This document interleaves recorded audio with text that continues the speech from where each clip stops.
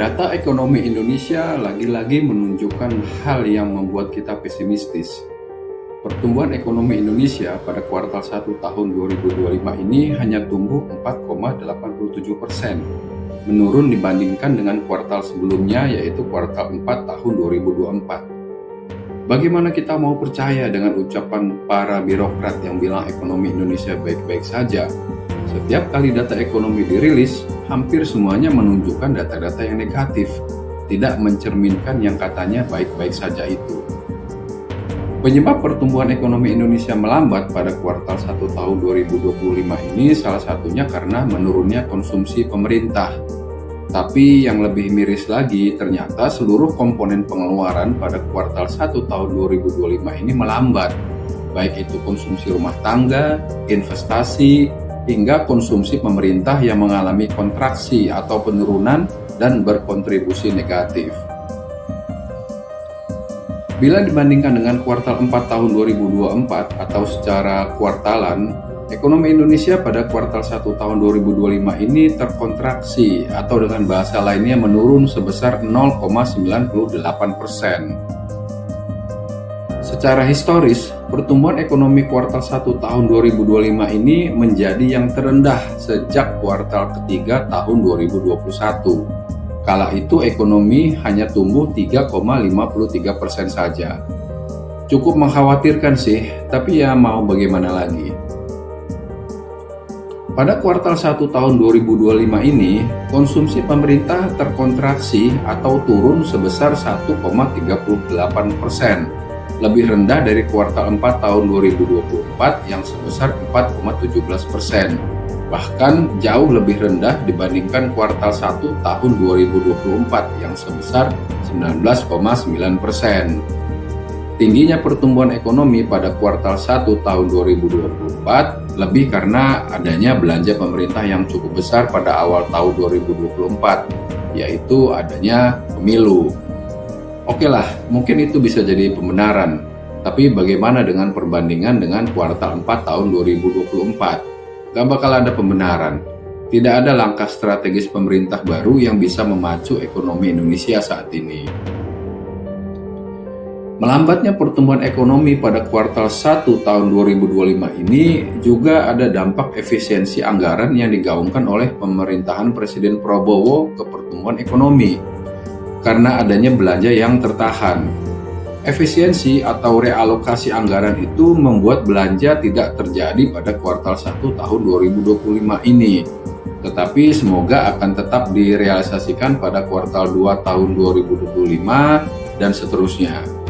Semoga saja melambatnya konsumsi pemerintah pada kuartal 1 tahun 2025 ini lebih karena ada proses administrasi untuk realokasi menjadi kegiatan pemerintah atau kegiatan ekonomi lainnya. Ya, kita berpikir positif sajalah, karena jelas kita maunya Indonesia ini baik-baik saja. Selain konsumsi pemerintah, konsumsi rumah tangga juga menunjukkan perlambatan ke level 4,89% pada kuartal 1 tahun 2025 ini. Lebih rendah dari kuartal sebelumnya yang tumbuh 4,98%.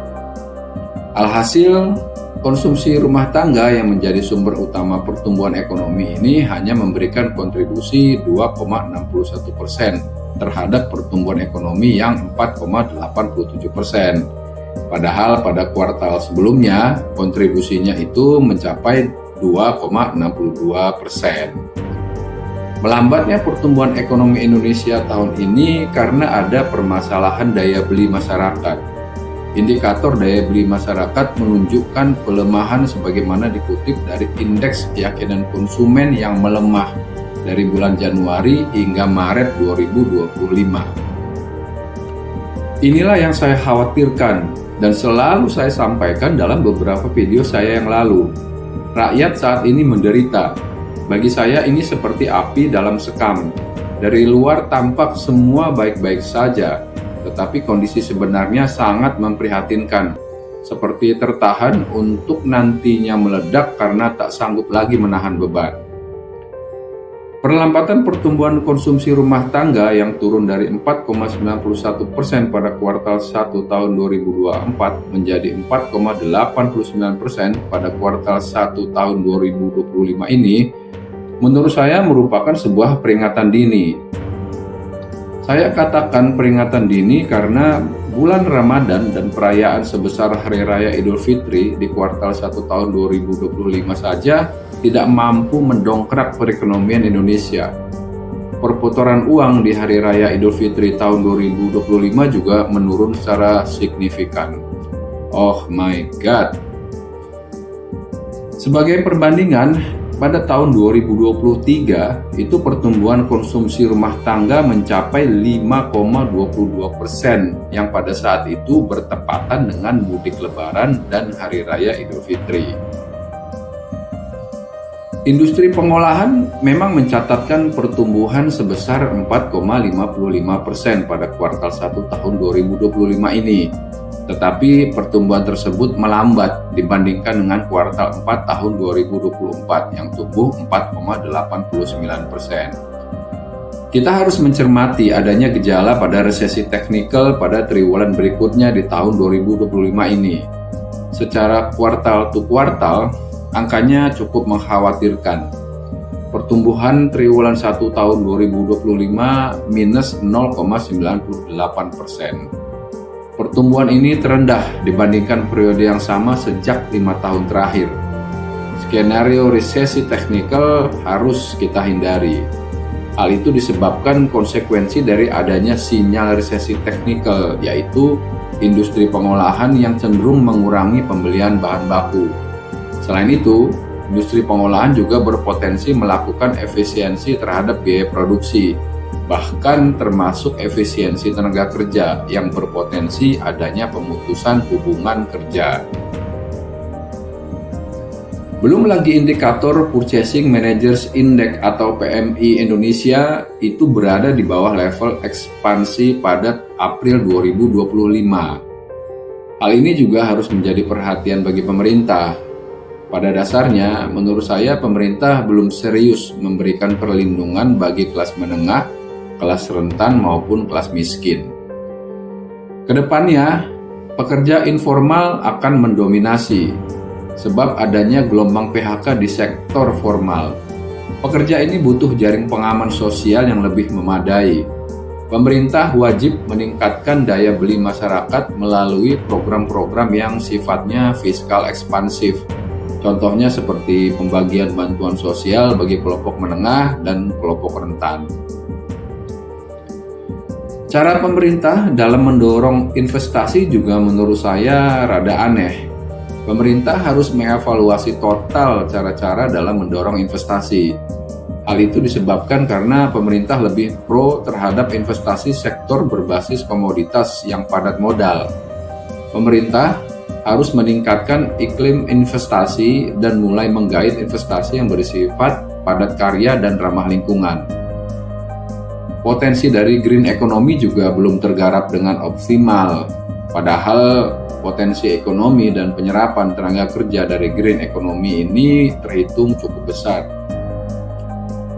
Indonesia juga dinilai kekurangan engine of resilience growth atau pertumbuhan yang tahan terhadap gejolak eksternal. Motor pertumbuhan yang bisa jadi penyelamat salah satunya adalah ekonomi hijau, seperti transisi energi berbasis komoditas hingga industri komponen smart grid di dalam negeri. Efisiensi anggaran pemerintah yang awalnya dimaksudkan untuk merapikan belanja negara, kini justru mulai menunjukkan efek berantai yang kontraproduktif. Pertumbuhan belanja pemerintah yang mengalami kontraksi atau mengalami penurunan sebesar minus 1,38% turut melemahkan kinerja ekonomi Indonesia. Kondisi di lapangan juga menunjukkan bahwa pemotongan belanja publik mengurangi denyut aktivitas ekonomi di banyak sektor, terutama di daerah.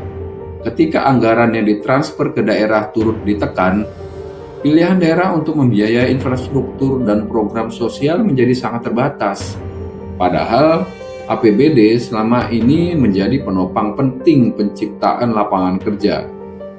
Sayangnya, hasil efisiensi pemerintah sebagian besar dialihkan ke program makan bergizi gratis yang belum menghasilkan nilai tambah ekonomi dan penciptaan lapangan kerja. Sementara itu, banyak balai latihan kerja atau BLK yang tidak berjalan karena tidak ada anggaran akibat efisiensi. Pendamping desa juga banyak yang dirumahkan. Padahal, balai latihan kerja dan pendamping desa adalah penggerak penciptaan lapangan kerja di sektor real.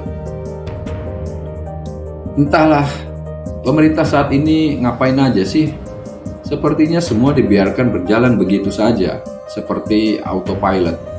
Padahal rakyat berharap banyak dari pemerintahan saat ini bisa lebih baik daripada pemerintahan sebelumnya. Ayo, kita semua mesti mulai hidup prihatin, mengencangkan ikat pinggang, dan berharap kondisi ekonomi Indonesia menjadi lebih baik. Demikian pembahasan kita pada kali ini tentang perlambatan ekonomi Indonesia. Silahkan share video ini agar makin banyak orang yang tercerahkan. Jangan lupa subscribe channel ini dan terima kasih sudah menonton video ini hingga selesai.